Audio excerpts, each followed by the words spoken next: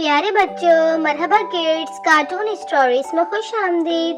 آج کی کہانی سٹارٹ کرتے ہیں، لیکن کہانی سٹارٹ کرنے سے پہلے اگر آپ ہمارے چینل پہ نیو ہیں تو چینل کو سبسکرائب اور ویڈیو کو لائک کر دیجئے۔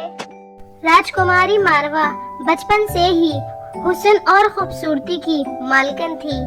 اس کی شخصیت کسی بھی انسان کو متاثر کرنے کے لیے کافی تھی۔ وہ جب بات کرتی تو کسی بھی انسان کو گھائل کر دیتی۔ قدرت نے اسے بے تحاشا خوبصورتی کے ساتھ ساتھ پھولوں سے باتیں کرنے کی صلاحیت سے بھی نوازا تھا۔ وہ اکثر پھولوں کے شہر میں کھو جاتی۔ جوان ہونے کے ساتھ اس کے حسن اور جادوئی صلاحیتوں میں اضافہ ہوتا جا رہا تھا۔ راجکماری کو ہر طرح کے پھول پسند تھے، مگر وہ جامنی گلاب کی گھائل تھی۔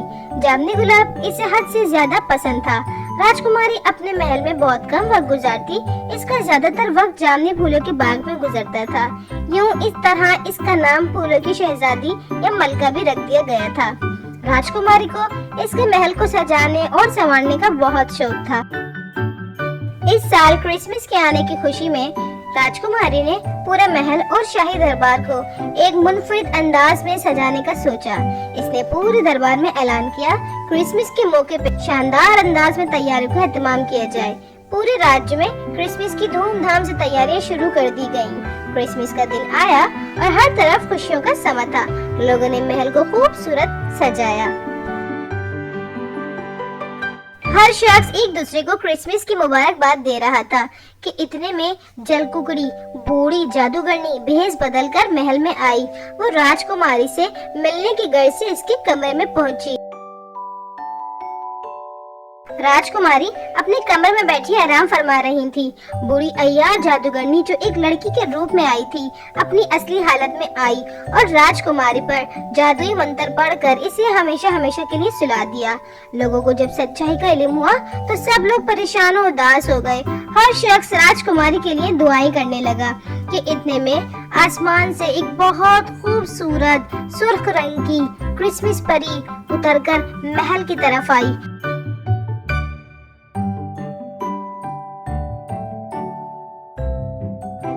پری انتہائی خوبصورت تھی۔ اس کی خوبصورت آنکھیں انتہائی چمک رہی تھی۔ اس کے بالوں میں ایک الگ منفرد انداز کا جادو تھا۔ پری نے راجکماری کو اپنی جادوئی طاقت کے ذریعے بوڑھی جادوگرنی کی وچ سے آزاد کیا۔ راجکماری نے آنکھیں کھول لی۔ یوں اس طرح پری نے اور راجکماری نے مل کر نئے سال کا کرسمس منایا۔ سینٹا کلوز آئے، انہوں نے سب بچوں کو ان کے پسندیدہ تحفے دیے۔ راجکماری نے سب کو جامنی پھول تقسیم کیے۔ آسمان پر آتش باری کا منظر پیش کیا گیا۔ مزید پریاں آئیں اور وہ ڈانس کرنے لگی۔ سب نے مل کر مٹھائیاں اور کیک کھائے۔ یوں اس طرح راجکماری نے ہر سال کی طرح ایک انوکھا کرسمس منایا۔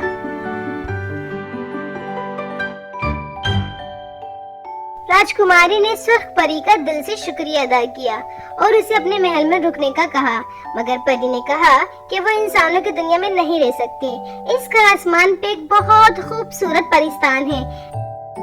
پری نے راجکماری سے وعدہ کیا کہ ہم اگلا کرسمس پرستان میں منائیں گے، اور پھر وہ اپنے پر تول کے روانہ ہو گئی۔ راجکماری نے پری کا ایک بار پھر شکریہ ادا کیا اور ان کی دوستی مثال بن گئی۔ تو پیارے بچوں، اسی طرح کی مزے کی پریوں کی شہزادیوں کی کہانیاں سننے کے لیے ویڈیو کو لائک کریں، چینل کو سبسکرائب کریں اور زیادہ سے زیادہ اپنے دوستوں میں شیئر بھی کریں۔ اگلی کہانی کا انتظار کریں۔